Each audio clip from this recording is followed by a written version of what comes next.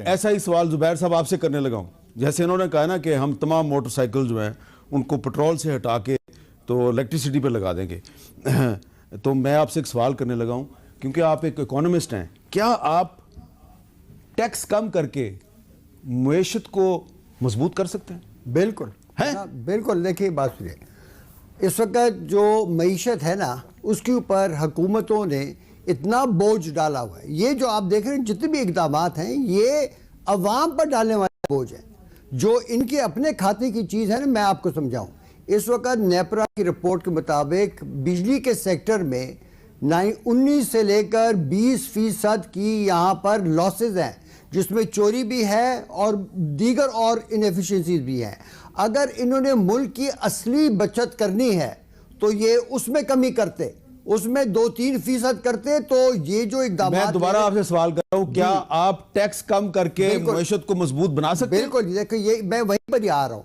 इसी तरह जो टैक्सेस हैं, इस हुकूमत, तमाम हुकूमतों का ये काम था कि जो बजट का खसारा है वो कम करे। वो कम करना था अपने अखराजात कम करने से, लेकिन वो उन्होंने नहीं किए। ये बार बार नए नए टैक्सेस लगा रहे हैं। वो इस यहाँ तक नौबत आ गई है कि तमाम जो बड़े बड़े कारोबार है वो भी उसका बोझ नहीं उठा सकते। जो छोटे कारोबार है वो तो बंद हो रहे हैं। देखिए, याद रखिए कि ईस्ट एशिया के जो मिरेकल था, ये तमाम, ये जो आपने देखा कि ताइवान और कोरिया और ये सब जो आगे बढ़े, वो छोटे छोटे कारोबारों के जरिए बढ़े। और यहाँ पर हमने छोटे कारोबारों के गले घूंटते हैं। यहाँ पर जो नए नए टैक्सेस हमने लगाए, हमने यहाँ तक कि आज मैंने सुना है कि जो कबाड़ का माल आता है ना, लोहे का, उसके ऊपर भी 285 रुपए फी किलोग्राम टैक्स लग चुका है। आप सोचिए हम कहाँ तक गिर चुके हैं। ये हमने किसी को भी जीने नहीं दिया इस मुल्क में। हमारा जो हमारे ख्यालात हैं वो हामिद, वो ये है कि हमने टैक्स का बोझ कम करके मईशत को बढ़ाकर उससे रेवेन्यू को बढ़ाना है। ये लोग सिर्फ नए नए टैक्सेस, नए नए तरीकों से लोगों से पैसे लेना, चाहे बिजली के मद में है या वो डायरेक्ट टैक्सेस के मद में है। इनका जो, देखिए अभी इंपोर्ट्स के ऊपर देखें क्या किया।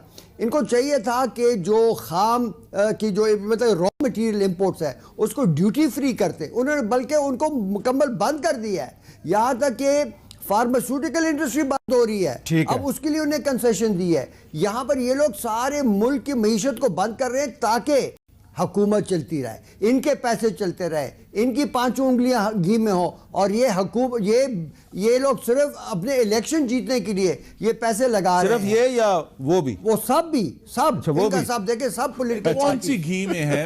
आई थिंक यार देखिए, मैं देखिए, मैं यादाश्त के इस खो जाने को, इसको अंग्रेजी में एमनीजिया कहते हैं। मैं मुझे इसमें सख्त तरीन एतराज है। इस मुल्क में अभी चंद महीने पहले मैं भूल गया है कि कितना बड़ा सैलाब आया और 3 करोड़ 30 लाख पाकिस्तानी मुतासर हुए हैं। पाकिस्तान की फसलें बैठ गई। सर नहीं, आप you have to admit this कि इतना बड़ा क्राइसिस आया है उस सैलाब का, उसका कोई असर नहीं होना मुईशत पे। आप सारा कुछ हमारे पर डाल रहे हैं भाई, उसका एक इफेक्ट है, उसका वहां लोग मुतासर हैं। उनके लिए, उनको बहाल करने के लिए हमें फंडिंग चाहिए जो हमने उनको दी है, उनके घर बनने हैं। आप वही बात कर रहे हैं जो पीटीआई करती थी कि कोविड की वजह से हमारी मईशत को बड़ा नुकसान हुआ है। आप कहते हैं जी सैलाब की वजह से बड़ा नुकसान हुआ है। कोविड की वजह से फायदा, जो नुकसान एक जानी जरूर हुआ, लेकिन उनको जो IMF की तरफ से रिलीफ मिला, वो रिलीफ कहां गया? वो 400 अरब रुपया अच्छा मैंने दिया गया। इशू ये है कि देखें, पाकिस्तान में एक बहुत बड़ी अजाब आया। अच्छा, एक और भी चीज उसको कंसिडर करें। आप बिल्कुल ठीक कह रहे हैं, मैं आपकी बात मान लेता हूं।